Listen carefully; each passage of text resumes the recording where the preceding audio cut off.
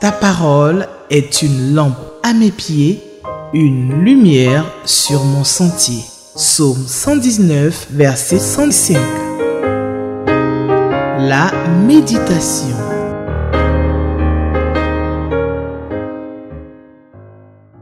Bonjour, mes bien-aimés frères en Christ, vous qui êtes pardonnés en Jésus-Christ, vous qui avez été choisis pour connaître le secret de son plan fixé d'avance, vous les héritiers des promesses de Dieu, soyez bénis richement en Jésus-Christ, notre Sauveur bien-aimé. Ce matin, notre Dieu, notre Père, nous place devant le miroir de sa parole afin de permettre à chacun de nous de connaître l'état de sa marche avec lui, de mettre en ordre ce qui doit être mis en ordre et de corriger ce qui doit être corrigé. Nous allons lire ensemble sa parole, l'étudier, la méditer attentivement dans le livre d'Ésaïe, chapitre 28, versets 16 à 29. Ensuite, nous allons prier avant de méditer ce texte. Nous prenons nos textes et nous disons, Ésaïe chapitre 28, versets 16 à 29. C'est pourquoi, ainsi parle le Seigneur l'Éternel, voici, j'ai mis pour fondement en Sion une pierre éprouvée, une pierre angulaire de prix, solidement posée. Celui qui la prendra pour appui n'aura point à de fuir. Je ferai de la droiture une règle et de la justice un niveau. Et la grêle emportera le refuge de la fausseté. Et les eaux inonderont l'abri du mensonge. Votre alliance avec la mort sera détruite. Votre pacte avec le séjour des morts ne subsistera pas. Quand le fléau débordé passera, vous serez par lui foulé aux pieds. Chaque fois qu'il passera, il vous saisira. Car il passera tous les matins, le jour et la nuit, et son bruit seul donnera l'épouvante. Le lit sera trop court pour s'y étendre, et la couverture trop étroite pour s'en envelopper. Car l'Éternel se lèvera comme à la montagne de Pérazim. Il s'irritera comme dans la vallée de Gabaon, pour faire son œuvre étrange, pour exécuter son travail inouï. Maintenant, ne vous livrez point à la moquerie, de peur que vos liens ne soient resserrés, car la destruction de tout le pays est résolue. Je l'ai appris du Seigneur, de l'Éternel des armées. Verset 23. Prêtez l'oreille et écoutez ma voix. Soyez attentifs et écoutez ma parole. Celui qui laboure pour semer, laboure-t-il toujours?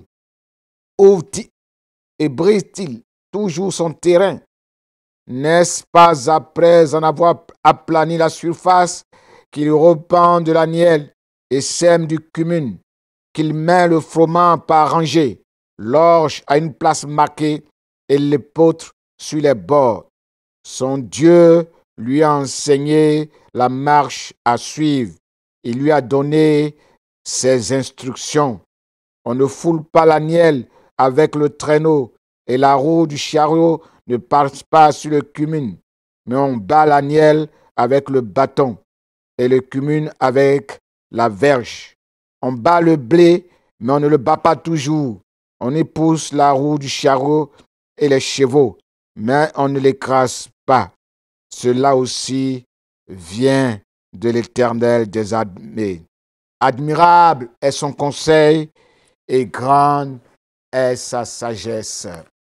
Nous prions avant de méditer la parole de Dieu. Notre bon Père, ta sagesse est infiniment variée. Ta sagesse est grande. Et dans ta sagesse, tu nous as donné la solution à nos problèmes. Tu nous as donné Jésus-Christ, qui est venu pour nous donner la vie. Il est le fondement de notre foi. Sans lui, nous ne sommes rien. Donne-nous de rester accrochés à cette vérité, comme l'apôtre Paul le dit. Il n'y a pas d'autre solution ailleurs. Il n'y a pas d'autre vérité. Tu nous as donné la vérité parfaite, l'enseignement parfait, la source de vie parfaite. Il n'y a rien d'autre nouvelle ailleurs. La bonne nouvelle, c'est Jésus. Donne-nous de demeurer dans cette bonne nouvelle jusqu'à ce que tu reviennes. Gloire et honneur à toi, Seigneur, au siècle des siècles. Amen. Frères bien-aimés, nous allons faire ressortir dans ce texte un exemple à ne pas suivre. C'est le verset 18. Le peuple de Dieu et ses chefs, de façon volontaire, ont noué une alliance avec la mort, un pacte avec le salut des morts comme moyen de protection. Dieu assimile cette alliance à une moquerie au verset 22. Il dit maintenant, cessez de vous moquer de moi. Les conséquences de cette alliance sont désastreuses. Quand le fleuve déborde, quand le flot déferle, vous serez par lui foulé aux pieds, écrasé, emporté. Ce sera un temps de terreur, de désolation. Comment est-ce possible qu'un peuple tisse de façon délibérée une alliance avec la mort, avec le séjour des morts? Premièrement, au psaume 18, verset 21, la Bible nous dit que la mort et la vie sont au pouvoir de notre langue. Chacun goûte, chacun se rassasie des fruits de sa langue, des fruits que ses lèvres produisent. Toutes les paroles bien-aimées que nous prononçons de façon légère peuvent se retourner contre nous, nous détruire, nous et nos descendants. Dans Matthieu chapitre 27, verset 25, le peuple a prononcé cette phrase terrible, que la responsabilité de la mort de Jésus retombe sur nous et sur nos enfants. Aujourd'hui encore, les enfants d'Israël subissent les effets de cette malédiction, les effets de ce pacte avec la mort prononcé de façon légère. Dans 1 Chronique chapitre 4, verset 9, la mère de Jaïbet lui a donné ce nom, car elle l'a enfanté dans la douleur. Et Jaïbet a vécu conformément à son nom, dans la douleur, dans le malheur, dans la souffrance, bien-aimé. Ésaïe 42, verset 22 dit que l'alliance avec la mort perdurera tant que personne ne se lèvera comme Jaïbet pour invoquer le Seigneur et dit: Seigneur, éloigne de moi la mort, éloigne de moi la souffrance, éloigne de moi les conséquences de la malédiction.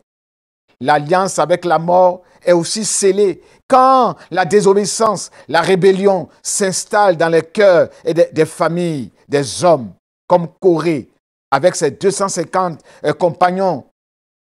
Avec leurs biens, ils ont été décimés par le feu quand ils se sont révoltés contre Moïse et contre Aaron, dans Nombres chapitre 16.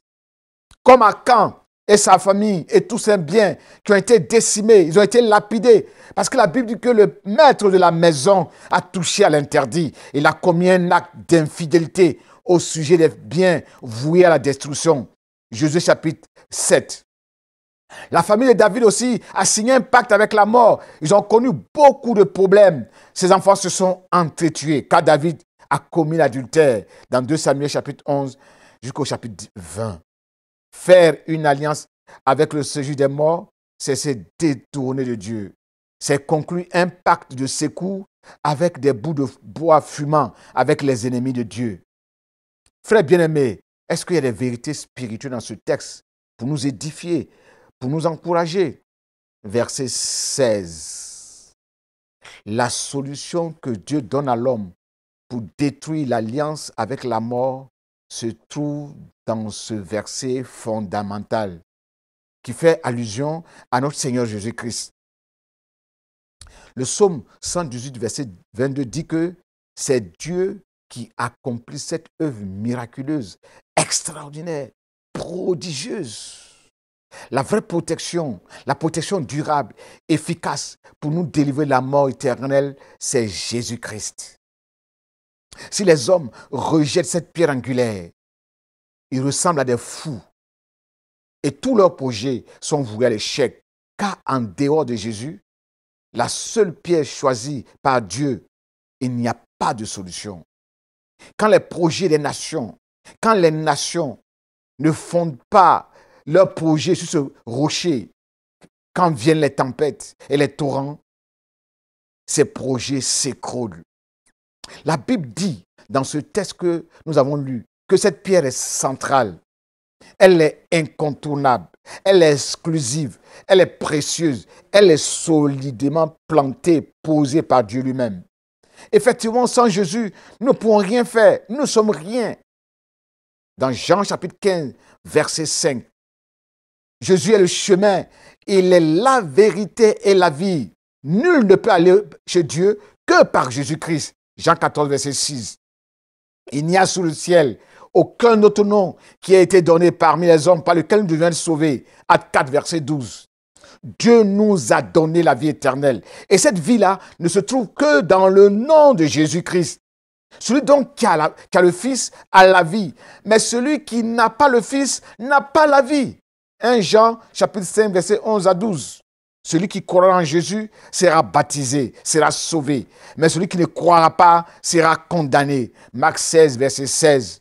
Dieu donc a construit son Église sur le rocher, la fondation qui est Jésus-Christ. C'est en Jésus-Christ que toute la construction, l'édifice appelé Église s'élève harmonieusement avec chaque pierre que nous sommes pour devenir un vrai temple consacré au Seigneur où Dieu demeure par son esprit. Éphésiens 2, versets 19 à 21.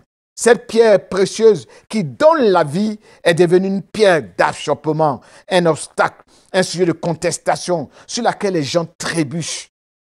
Celui qui butera, en effet, contre cette pierre se brisera la nuque. Et si elle tombe sur quelqu'un, elle l'écrasera. Verset 26 au verset 29. S'affranchir de l'aide de Dieu, rejeter son conseil, sa sagesse, son intelligence, c'est courir au désastre, à l'échec, à la stagnation. C'est courir le risque de tourner en rond. C'est Dieu seul, créateur et propriétaire de cette terre, qui peut nous instruire avec son manuel pour nous enseigner sur les règles, les normes à suivre, car son plan, Dieu l'a rendu merveilleuse. Sa sagesse est immense et admirable et infiniment variée. Il a fait grandir ses ressources de sagesse au profit de ses enfants que nous sommes. Et nous pouvons nous en procurer dans la crainte de Dieu pour vivre sur cette terre. Bien-aimés frères, quels sont les textes de la Bible qui peuvent nous aider à comprendre le verset 21 qui fait mention du mont Pérazim et de la plaine de Gabaon? En effet, la Bible s'explique par elle-même. Et quand nous allons dans 1 Chroniques chapitre 14, verset 9 à 12, nous avons l'explication sur Pérazim. C'est l'endroit où David va remporter une grande victoire éclatante avec l'aide de Dieu sur les Philistins près de la vallée des Réphaïm. À cet endroit-là, David va consulter l'Éternel et Dieu va lui répondre ceci: attaque-les, je te donnerai la victoire sur eux. Dieu a alors fait une brèche, une percée par la main de David dans le rang des ennemis de David. Comme les eaux rompent une digue, Dieu a percé la digue de l'ennemi. Les Philistins ont abandonné leurs idoles sur place et David les a fait brûler. On a donné à ce lieu le nom de Baal-Pérazim, le maître des brèches, le seigneur de la percée, le seigneur des ruptures, le lieu des ruptures. L'évocation de ces lieux nous rappelle que quand Dieu est en colère, quand Dieu se lève, ses ennemis se dispersent comme des eaux qui s'écoulent. Ce sont des lieux de succès éclatants, des lieux de succès rapides, là où Dieu se lève pour défendre la cause de ses enfants. Oui, Dieu ferait pour nous un chemin là où tout semble fermé. Ésaïe chapitre 51, verset 10. Le verset 23 nous dit que celui qui ouvre ses oreilles pour bien écouter la bonne parole de Dieu, le Seigneur ouvre son cœur pour être attentif, pour être connecté afin de recevoir, de bien recevoir les vérités, les perles contenues dans la parole de Dieu. À l'image de notre sœur Lydie, la marchande de poudre qui l'a expérimenté dans Actes chapitre 16, verset 14. La Bible dit qu'elle écoutait tant attentivement et Dieu a ouvert son cœur pour qu'elle écoute ce que l'apôtre Paul était en train de lui enseigner. Mais celui qui ferme ses oreilles et qui s'endort profondément pendant la prédication de la parole de Dieu, il peut perdre l'équilibre. Il peut tomber et mourir à l'image du jeune homme Éticus dans Actes chapitre 20, verset 9. Bien-aimés, prions afin que nous ne puissions pas fermer nos oreilles, nos cœurs à l'écoute de la parole de Dieu. Prions afin que Dieu nous aide à comprendre que le fondement de notre foi, c'est Jésus-Christ. Oui, Seigneur, tu es le fondement de notre foi. Nous avons choisi le véritable. Nous sommes dans le véritable et personne ne pourra nous l'ôter. Il n'y a pas d'autre fondation ailleurs. Et nous voulons construire nos vies sur cette fondation. Nous voulons construire notre communion avec toi sur cette fondation. Nous voulons, Seigneur, sortir des liens de la mort, des malédictions de la mort, du pacte de l'alliance avec la mort, en construisant nos vies sur toi, le rocher, afin que quand les vents violents, les tempêtes viendront, nous puissions résister. Oui, les temps sont difficiles. Et nous voulons construire nos foyers avec toi. Nous voulons construire nos vies professionnelles avec toi. Donne-nous de ne jamais nous détourner de toi. Donne-nous de nous attacher à toi. Donne-nous de t'aimer. Donne-nous de te servir. Donne-nous de prendre ta parole au sérieux, de la méditer nuit et jour, afin de garder la foi, afin de rester vigilant. Merci Seigneur. Béni soit ton nom. Au nom de Jésus, notre Sauveur bien-aimé. Amen. Ta parole est une lampe à mes pieds, une lumière sur mon sentier. Psaume 119, verset 105. La méditation.